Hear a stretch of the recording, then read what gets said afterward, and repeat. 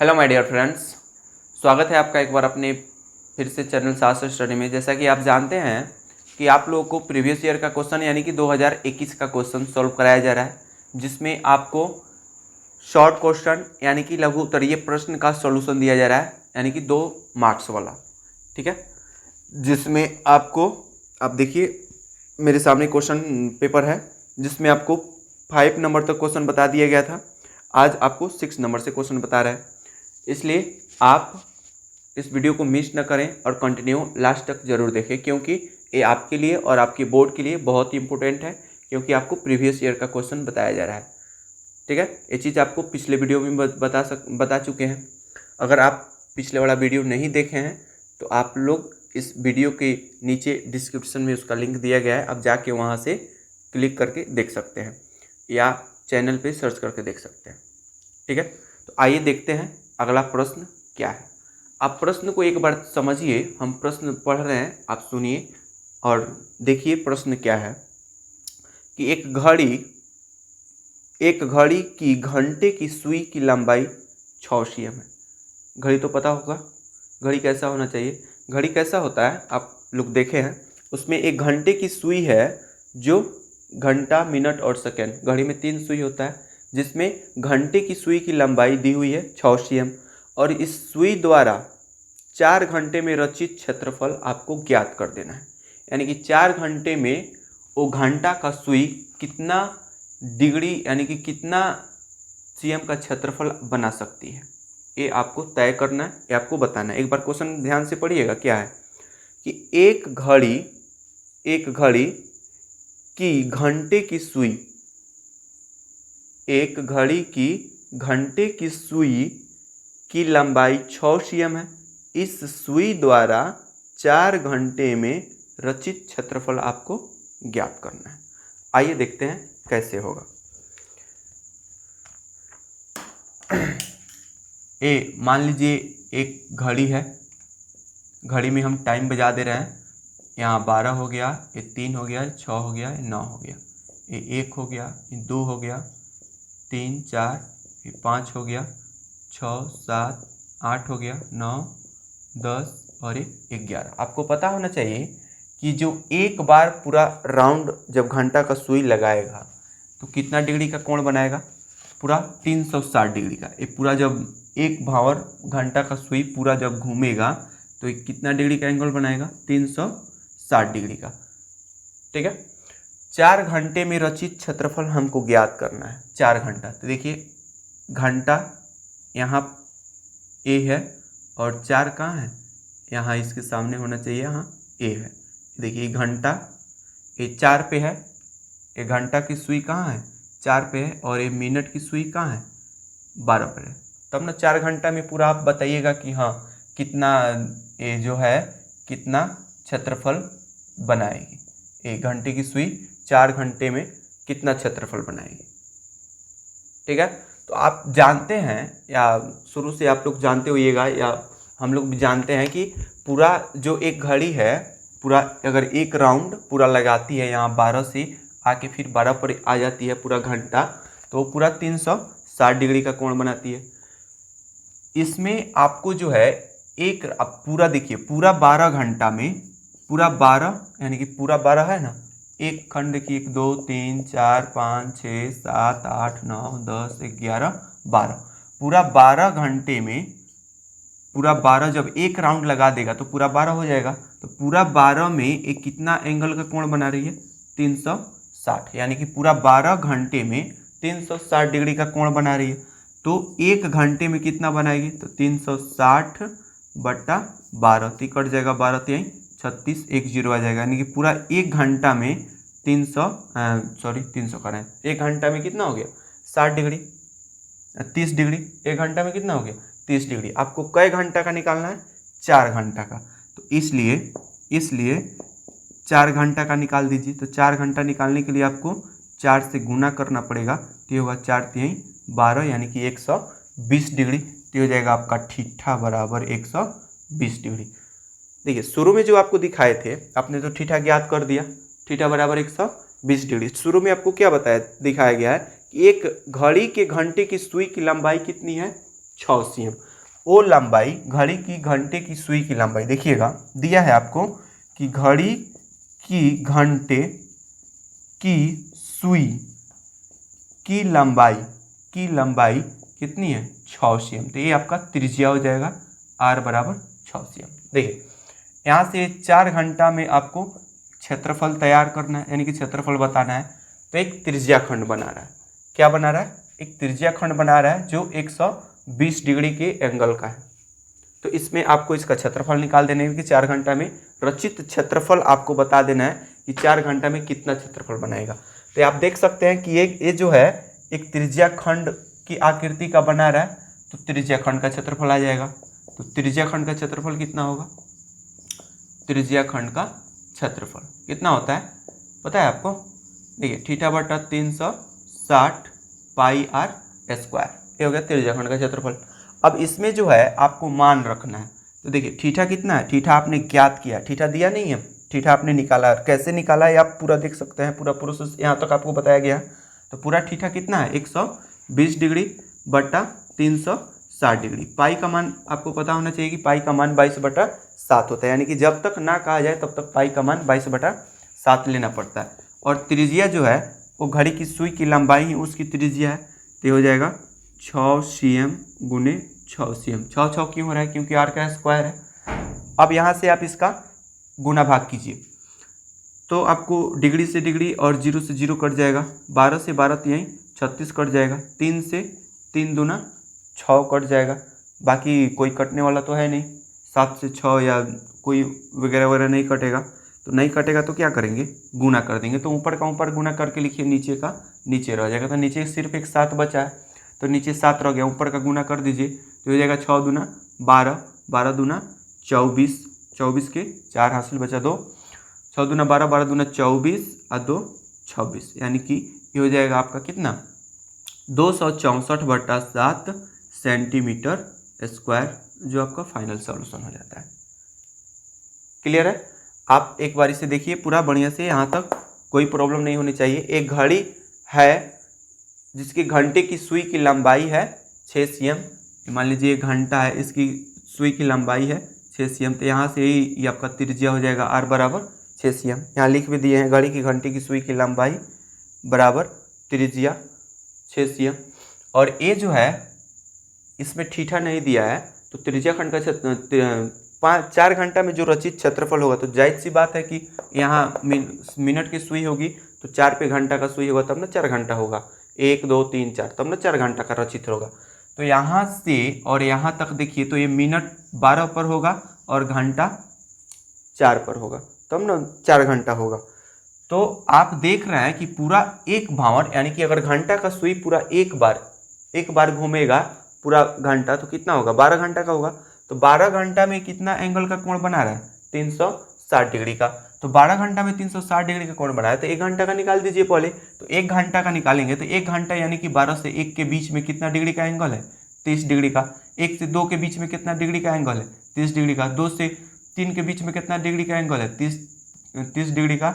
और 3 से 4 के बीच में कितना डिग्री का एंगल है 30 डिग्री का। देखिए 30 30 30 30 कितना होगा, सबको अगर ऐड कर दें तो हो जाएगा 3 6 9 और 12, यानी कि 120 डिग्री का। वहीं यहाँ पे निकाला गया है। 1 घंटा में 30 डिग्री का एंगल बना रहा है, तो 1 घंटा में 30 डिग्री का एंगल बना रहा है, तो 4 घंटा में कितना डिग्री का एंगल बनाएगा, तो 4 तिहाई 12, यानी कि थीटा हो गया 120 डिग्री। बस समझ में आ रहा है। अब यहाँ से घड़ी की सुई, घंटे की सुई की लंबाई है वो आपकी त्रिज्या हो जाएगी, और यहाँ से त्रिज्या खंड का क्षेत्रफल निकाल देना है। यानी कि आप यहाँ से आप ज्ञात कर सकते हैं कि 4 घंटा में जो रचित क्षेत्रफल है वो कितना है 264/7 सेंटीमीटर स्क्वायर। ठीक है। इस तरह से क्वेश्चन अगर आपके सामने आए तो आप इस मेथड से, शॉर्ट मेथड से आप बना सकते हैं। ठीक है, कोई दिक्कत नहीं होनी चाहिए। आप एक बार देखिए पूरा कंटिन्यू, अगर कोई प्रॉब्लम आ रहा है तो बताइए, आपको फिर से समझाएगा, क्योंकि आपके लिए इम्पोर्टेंट है और आपके एग्जाम के लिए भी। आइए देखते हैं अगला प्रश्न क्या है।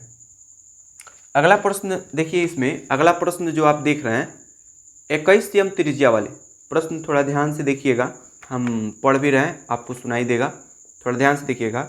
21 cm त्रिज्या वाले वृत्त का एक चाप केंद्र पर 120 डिग्री का कोण आंतरित करती है। तो चाप की लंबाई निकालनी है आपको। क्या निकालनी है? चाप की लंबाई। देखिए जो दिया है उसको पहले लिख दीजिए, जो दिया है उसको पहले लिख दीजिए। इसमें त्रिज्या दिया है तो r बराबर 21 cm। थीटा भी दिया है, थीटा यानी कि कोण 120 डिग्री। आपको निकालना है चाप की लंबाई। तो आप जानते हैं कि चाप की लंबाई कितनी होती है। चाप की लंबाई कितनी होती है? नहीं जानते हैं तो जान लीजिए, थीटा बटा 180 डिग्री पाई r। ये चाप की लंबाई है, थीटा बटा 180 पाई r। तो थीटा कितना है? थीटा है 120 डिग्री और ये है 180 डिग्री 180 डिग्री, और ये हो जाएगा पाई आपका 22/7 गुने r हो जाएगा आपका 21 cm। तो ये तो 7 से कट जाएगा, 7 तिरका 21, 0 से 0 और डिग्री से डिग्री कट जाएगा, 3 से 3 छक 18 कट जाएगा, 6 से 6 दूना 12 कट जाएगा, तो 22 दूना 44 cm जो है वो चाप की लंबाई हो जाएगी। तो चाप की लंबाई कितनी हो गई? 44 cm स्क्वायर। कुछ किए हैं? कुछ नहीं किए हैं। जो दिया है उसको लिख दीजिए और जो नहीं दिया है, जो पूछ रहा है उसका निकाल दीजिए।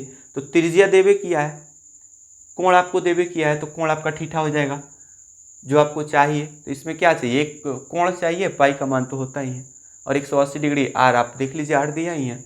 अब उसका मान रखिए और गुना भागा कर दीजिए, जो आएगा वो आपका फाइनल आंसर हो जाएगा। इस तरह से ऐसे टाइप के क्वेश्चन आप सॉल्व कर सकते हैं, कोई दिक्कत कोई प्रॉब्लम नहीं होनी चाहिए। अगला प्रश्न देखिएगा, अगला प्रश्न है, आइए देखते हैं अगला प्रश्न क्या है। देखिएगा, थोड़ा ध्यान से देखिएगा अगला प्रश्न, कि एक बेलन के आधार की परिधि, एक बेलन है जिसकी आधार की परिधि है 44 cm और उनकी ऊंचाई 24 cm है। तो बेलन का वक्र पृष्ठ क्षेत्रफल ज्ञात करना है। आपको बेलन का वक्र पृष्ठ क्षेत्रफल ज्ञात करना है। तो एक बेलन बनाइए, एक बेलन बनाइए। देखिए क्वेश्चन नंबर लिखना भूल गए, ये आपका 6 नंबर का सॉल्यूशन है और ये आपका 7 नंबर का सॉल्यूशन है, ठीक है, और ये आपका 8 नंबर का सॉल्यूशन है। देखिएगा, ए एक क्या है? बेलन है, एक बेलन है। इसके आधार की जो परिधि है, ए आधार की परिधि ए दिया हुआ है आपको। देखिएगा, आधार की परिधि है 44 cm, आधार की परिधि है 44 cm, और इसकी जो ऊंचाई है h, जो इसकी ऊंचाई है वो देखिएगा ऊंचाई है 24 cm। तो h हो जाएगा, h बराबर 24 cm, h हो गया 24 cm। अब इसमें जो निकालना है आपको बेलन का वक्र पृष्ठ क्षेत्रफल। तो बेलन का वक्र पृष्ठ क्षेत्रफल कितना होता है? बेलन का वक्र पृष्ठ क्षेत्रफल होता है pi r square h, pi r square h. ए बेलन का वक्र पृष्ठ क्षेत्रफल होता है पाई आर स्क्वायर एच। तो इसमें देखिए स्क्वायर एच, आर तो है नहीं, एच है, आर है नहीं है, तो आर निकालना पड़ेगा। तो आर कहाँ से निकालिएगा? इसके जो आधार का जो परिमाप दिया है, जो परिधि दिया है, वो एक वृत्त के आकार का है। तो वृत्त की परिधि है, देखिएगा आधार की परिधि जो है, बेलन की आधार की परिधि, आधार की परिधि वो है आपका 44 cm। बेलन की आधार की परिधि यानी कि वृत्त की आधार की परिधि। तो वृत्त की आधार की परिधि कितनी होती है जानते हैं? वृत्त की आधार की परिधि होती है 2 पाई r बराबर 44 cm। अब ये 2 है, पाई हो गया 22/7, r तो आपको निकालना ही है, बराबर 44 cm।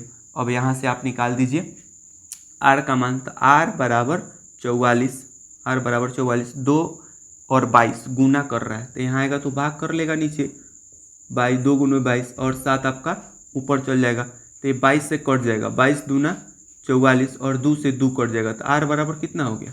7 cm। यानी कि जो परिधि दिया है, जो आधार की परिधि है, बेलन के आधार की जो परिधि है, उससे आपने त्रिज्या ज्ञात कर लिया, जो बेलन की त्रिज्या हो जाएगी। अब जब आप बेलन की त्रिज्या निकाल दिए और उसकी ऊंचाई दी हुई है, तो उसकी सहायता से अब दोनों तो आपको मिल गया, ऊंचाई और त्रिज्या। तो आप बेलन का वक्र पृष्ठ क्षेत्रफल नहीं निकाल सकते हैं, तो निकालिए बेलन का वक्र पृष्ठ क्षेत्रफल। तो बेलन का वक्र पृष्ठ क्षेत्रफल कितना होता है? बेलन का वक्र पृष्ठ क्षेत्रफल हो जाएगा पाई r स्क्वायर एच। तो पाई हो जाएगा 22/7 7, आर हो जाएगा आपका कितना, आर आपने ज्ञात किया है 7 cm, तो 7 cm गुने 7 cm, स्क्वायर है तो 2 बार गुना करना पड़ेगा। एच दिया है आपको, एच देखिए एच बराबर यहाँ है एच 24 cm है, तो एच हो गया 24 cm, है कि नहीं, एच हो गया आपका 24 cm। थोड़ा यहाँ ध्यान दीजिएगा, बेलन का वक्र पृष्ठ क्षेत्रफल पाई आर स्क्वायर नहीं होता है, यहाँ थोड़ा गलती हो गया है यहाँ ध्यान दीजिएगा, बेलन का वक्र पृष्ठ क्षेत्रफल होता है 2 पाई आर एच, ये बेलन का वक्र पृष्ठ क्षेत्रफल है। देखिए आपको 2 है, पाई का मान आप जानते हैं कि 22/7 होता है, त्रिज्या आपने निकाला है 7 cm, और एच है ऊंचाई आपको दिया है 24 cm, तो ये हो गया 24 cm। 7 से 7 आपका कट जाएगा, बच गया 22 गुने 2, 22 दूना 44 और 24, तीनों को गुना कर दीजिए, तो 22 दूना 44 और 24 गुना कीजिएगा तो कितना होगा, 22 दूना 44 और 24 गुना कर दीजिए तो ये हो जाएगा 4 चौका 16, 1 17, 4 दूना 8, 4 दूना 8, 6 8 7 15, 8 1 9 1 10, ये हो जाएगा आपका 1056, और cm गुना होगा तो सेंटीमीटर स्क्वायर। इस तरह से आप इसका वक्र पृष्ठ क्षेत्रफल ज्ञात कर सकते हैं। देखिए ना कैसे हुआ है, बेलन का वक्र पृष्ठ क्षेत्रफल होता है 2 pi r h, pi r square h नहीं होता है, वो आयतन होता है, पाई आर स्क्वायर एच आयतन होता है। ये 2 पाई आर एच आपका वक्र पृष्ठ क्षेत्रफल हो जाएगा, जिसमें 2 आपका तो 2 है, पाई का मान 22/7 है, त्रिज्या आपने ज्ञात किया है 7 cm, और एच यानी कि ऊंचाई आपको दिया है 24 cm, तो 7 से 7 कट जाएगा, और 22 दूना 44 और 24 गुना कर दीजिए, आपका 1056 सेंटीमीटर स्क्वायर फाइनल आंसर मिल जाएगा। यानी कि आपने एक बेलन का वक्र पृष्ठ क्षेत्रफल आप तैयार कर दिए। इस तरह से अगर कोई भी क्वेश्चन आपको मिले तो आप इतना इजीली बना सकते हैं, कोई दिक्कत नहीं है, कोई प्रॉब्लम नहीं। अगर कोई प्रॉब्लम हो रहा है तो आप कमेंट करके बताएं, आपकी हर प्रॉब्लम का सॉल्यूशन दिया जाएगा। किसी भी क्वेश्चन में आपको कोई प्रॉब्लम आ रहा है तो आप जरूर बताएं, ठीक है। तो अगला प्रश्न आप देख सकते हैं आपके सामने है, जिसमें आपको माध्य ज्ञात करना है। आप अंतराल देखिए क्या दिया है और क्या आपको निकालना है। एक बार क्वेश्चन पे ध्यान दीजिए थोड़ा। क्वेश्चन देखिए कि निम्नलिखित बटन का माध्य ज्ञात करना है, आपको माध्य निकालना है। इसमें जो दिया है वर्गांतराल दिया है और बारंबारता दिया है, जो आपके स्क्रीन बोर्ड पे दिख रहा है।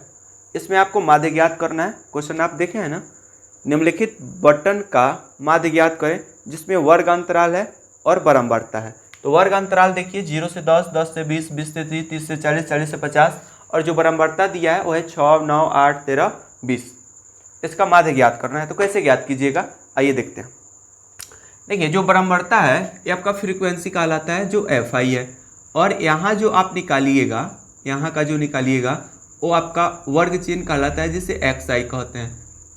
ये आपका यहाँ जो निकलता है ये वर्ग चिन्ह होता है, वर्ग चिन्ह जिसे XI कहते हैं, ठीक है। इसे आप सिग्मा ले सकते हैं, सिग्मा FI, सिग्मा XI, ठीक है। आगे और भी निकलता है, लेकिन इसमें हम इतना ही निकालेंगे और इतना ही से हम माध्य तैयार कर देंगे, ठीक है। आइए देखते हैं माध्य कैसे होगा।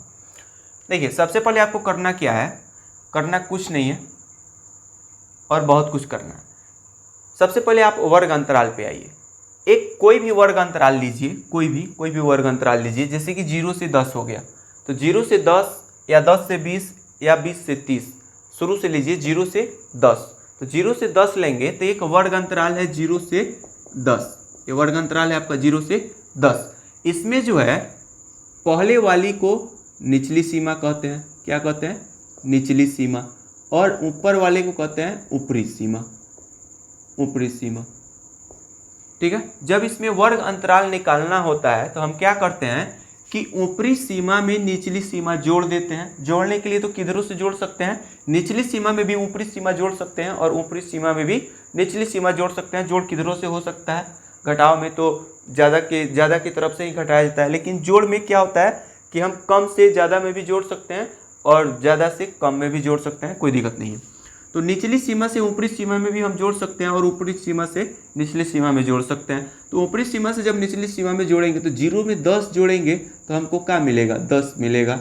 और ये जो है इसका आधा हो जाता है, इसका आधा कर दीजिए तो इसका आधा हो जाएगा कितना, 2 पचे 10, तो हो जाएगा आपका 5। एक क्या है 5, आपने क्या निकाला है, वर्ग चिन्ह।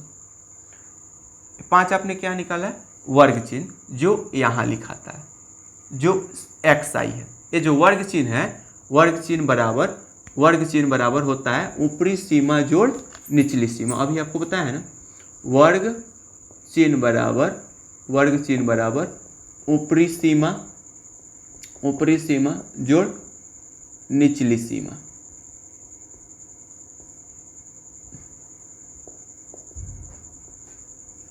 सीमा। ये देखिए बटा 2, तो हो जाएगा आपका वर्ग चिन्ह बराबर ऊपरी सीमा जोड़ निचली सीमा। कोई जैसे फर्स्ट का वर्ग चिन्ह लेता है, फर्स्ट का वर्ग लीजिए, वर्ग अंतराल है 0 से 10, तो ऊपरी सीमा कितनी है, ऊपरी सीमा है 10 और निचली सीमा है 0 बटा 2। तो 0 में 10 जोड़ेंगे तो क्या होगा, 10 बटा 2, तो 2 पचे 10, यानी कि पहला जो आपका xi मिला, जो वर्ग चिन्ह मिला, वो हुआ 5।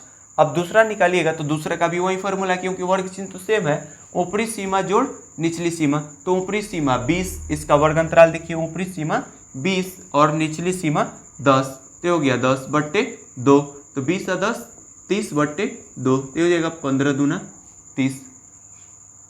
कुछ समझ में आ रहा है।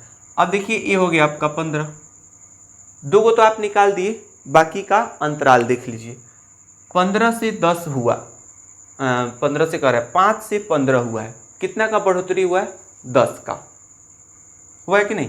5 से 10 हो गया तो कितना बढ़ा, 5 से 15 हो गया तो कितना बढ़ा, 10 बढ़ा। तो 15 से 10 बढ़ा दीजिए तो हो जाएगा 25, 25 से 10 बढ़ा दीजिए 35, 35 से 10 बढ़ा दीजिए 45, यानी कि आपका लास्ट वर्ग अंतराल 45 है। कैसे जांच करना है, कीजिए। ऊपरी सीमा जोड़ निचली सीमा, तो ऊपरी सीमा 50, निचली सीमा 40 बट्टे 2, वर्ग चिन्ह निकाल ना, तो वर्ग चिन्ह बराबर वही ना होता है, ऊपरी सीमा जोड़ निचली सीमा। तो ऊपरी सीमा 50, निचली सीमा 40, 50 40 90 बटा 2, 2 से कटा दीजिए 45 दूना 90, यानी कि 45। जो हमने वर्ग अंतराल लेके आगे बढ़ा है वो हमारा एकदम सही है, कोई दिक्कत नहीं है। तो ये आपका वर्ग चिन्ह हो जाता है xi।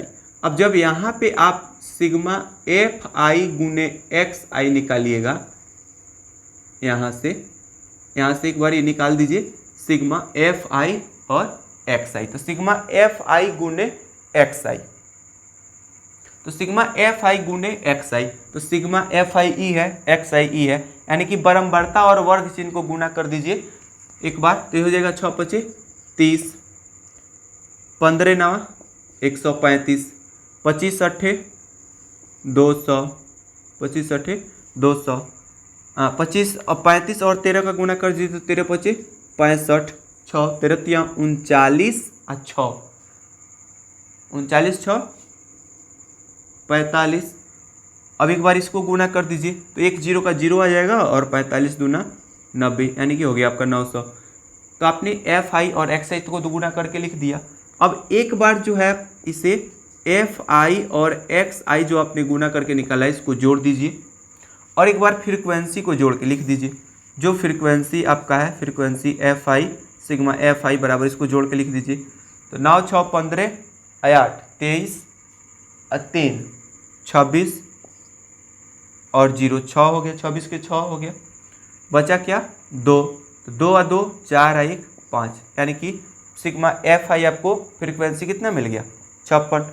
अब जो आपने गुना करके लिखा है यानी कि fi और xi को, उसको एक बार जोड़ दीजिए, उसको एक बार जोड़ दीजिए, क्योंकि आपको फार्मूला में क्या, आपको जब माध्य निकालिएगा तो फार्मूला में आपको यही लेना पड़ेगा सिग्मा fi इंटू xi बटा सिग्मा fi, इसलिए हम सिग्मा fi और इंटू xi कर रहे हैं गुना करके, इसका पर्पस यही है।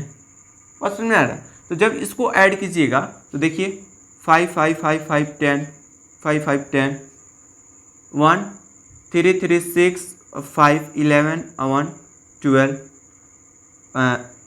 1 2 3 1 2 3 3 4 7 7 9 16 1, ये हो गया आपका 17, यानी कि ये हो गया 1720।